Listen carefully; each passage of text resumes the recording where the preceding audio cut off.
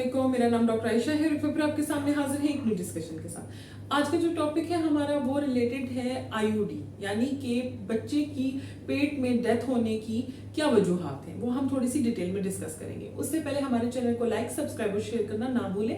Appointment के लिए number screen पे चल रहा है। चलिए अपने टॉपिक की तरफ आ जाते हैं कि क्या ऐसी वजह होती है कि प्रेगनेंसी में बच्चे की पेट में ही डेथ हो जाती है। सबसे पहले उसमें सबसे इंपॉर्टेंट चीज जो बहुत कॉमन पॉइंट्स हैं 4-5, वो मैं आपको बताऊंगी।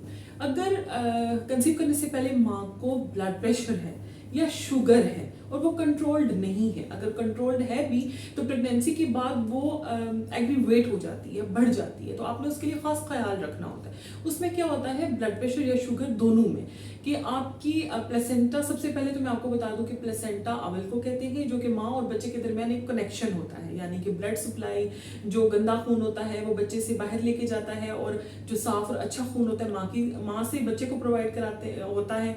और ये एक नेचुरल वे है, अल्लाह ताला ने जो बनाया है कुदरती तौर पे माँ और बच्चे के दरमियान, जिससे उसे फूड, ब्लड सप्लाई, न्यूट्रिएंट्स और सारी अच्छी खुराक मिल रही थी, जिसकी वजह से वो डे बाय डे अच्छी ग्रोथ कर रहा होता है। अगर ब्लड प्रेशर होगा या शुगर होगा तो उसमें छोटी छोटी क्लॉटिंग होना शुरू हो जाती है, खून गाढ़ा होना शुरू हो जाता है, जमना शुरू हो जाता है, जिसकी वजह से बच्चे को प्रॉपर ब्लड सप्लाई नहीं होती, उसकी ग्रोथ रुक जाती है और बाज़ औक़ात उसकी डेथ भी हो जाती है। और बाज़ औक़ात तो ये भी होता है कि अगर आपका बीपी कंट्रोल नहीं है, एकदम सडन इंक्रीज हुआ है, आपको नहीं पता चला, तो बच्चे की अचानक सडन डेथ भी हो जाती है। स्वेयर किस्म की पेन के साथ आपको ये फीलिंग्स आती हैं और उसके बाद आपको स्वेयर ब्लीडिंग होना शुरू हो जाती है, जिसकी वजह से आपकी ये निशानी किस चीज़ की होती है कि आपकी आवल यानी प्लेसेंटा अंदर फट गई है। तो आपको इस चीज़ पे भी खास नज़र रखनी होती है, ठीक है। जिनको ब्लड प्रेशर और शुगर होती है वो अपनी चार्टिंग किया करें, दिन में 2 से 3 दफ़ा अपना बीपी चेक किया करें, शुगर चेक किया करें। शुगर का तो प्रॉपर एक चार्ट होता है, नाश्ते से पहले, नाश्ते के बाद, फिर खाने से पहले, खाने के बाद, दिन के लंच से पहले, लंच के बाद, वो प्रॉपर चार्टिंग करते हैं। मेरे तो बहुत से पेशेंट्स मुझसे डिस्कस करते हैं, डेली अपनी चार्टिंग व्हाट्सएप के थ्रू हमें भेजते हैं, जिसकी वजह से हम मॉनिटरिंग पे पेशेंट्स को रखा हुआ होता है on the day of starting. इसी तरीके से ब्लड प्रेशर वाले पेशेंट्स भी, अगर वो लाइफस्टाइल मॉडिफिकेशन करके अपना बीपी कंट्रोल कर सकते हैं, वेल एंड गुड, अदरवाइज उन्हें मेडिकेशंस पे डालना होता है। और अगर वो पहले से मेडिकेशन ले रहे हैं तो उनको चाहिए कि वो अपनी डॉक्टर से कंसल्ट करें और ये डिस्कस करें कि हम पहले से ये मेडिकेशन ले रहे हैं और अब हम कंसीव करना चाह रहे हैं, प्लान कर रहे हैं या अनप्लान प्रेगनेंसी है, तो उनको चेंज किया जाए।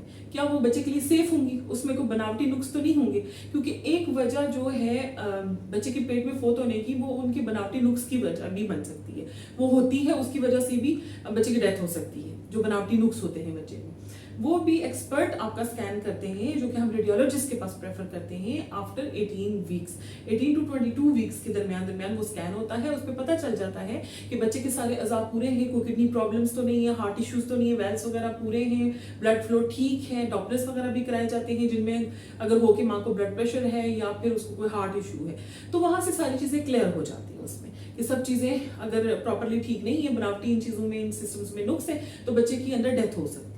इसी तरीके से आ जाता है, लेकिन बहुत रेयर है, कॉर्ड अराउंड द नेक, बच्चा मूव करता है, अगर बहुत एक्टिव है तो वो इतनी टाइट हो जाती है कि उसकी वजह से भी बच्चे की डेथ हो जाती है। लेकिन अगर ये सारी चीजें नहीं है, आपको ब्लड प्रेशर नहीं है, शुगर नहीं है, मॉनिटरिंग आपने रखी हुई है, कोई कॉर्ड अराउंड द नेक नहीं है, बनावटी नुक्स भी नहीं है, तो देन लास्ट में जो एक आपको चीज क्लिक करती है वो है एंटीफॉस्फोलिपिड सिंड्रोम, APLS के नाम से बहुत मशहूर है। इसकी एंटीबॉडीज वगैरह भी कराई जाती है।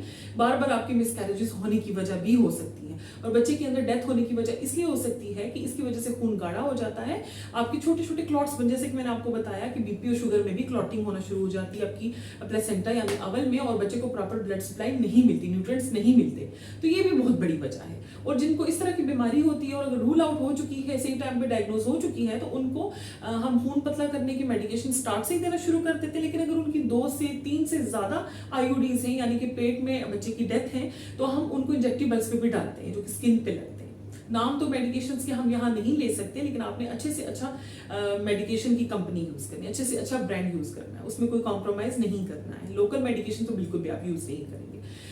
इसी तरीके से मैंने आपको साथ साथ बताया है कि आपने किस तरीके से मॉनिटरिंग करनी है। और ऐसा कोई इश्यू होता है तो उसमें अक्सर पेशेंट कहते हैं कि क्या हमारा सिजेरियन सेक्शन होगा, हम नॉर्मल डिलीवर नहीं करा सकते बच्चा, तो ऐसा बिल्कुल भी नहीं है। ये भी एक टोटली मिथ है क्यों नहीं आप हर तरह से ट्राई करके नॉर्मल डिलीवर हो सकते हैं, क्यों नहीं हो सकते? आर्टिफिशियल पेन्स के थ्रू आपको डिलीवर किया जा सकता है। और अगर आपका इसी वजह से कोई और वजह नहीं है, अवल नहीं फटी, अगर अंदर क्लॉटिंग नहीं है, ब्लीडिंग नहीं है, माँ का ब्लड प्रेशर नॉर्मल है, कोई इशू नहीं है, इन्फेक्शन नहीं फैल रहा, तो फिर सी सेक्शन करने की वजह नहीं बनती, फिर नॉर्मल ट्रायल ही देना चाहिए। लेकिन अगर सी सेक्शन आपका हो गया है तो उसके बाद फिर बार बार सी सेक्शन करना पड़ता है।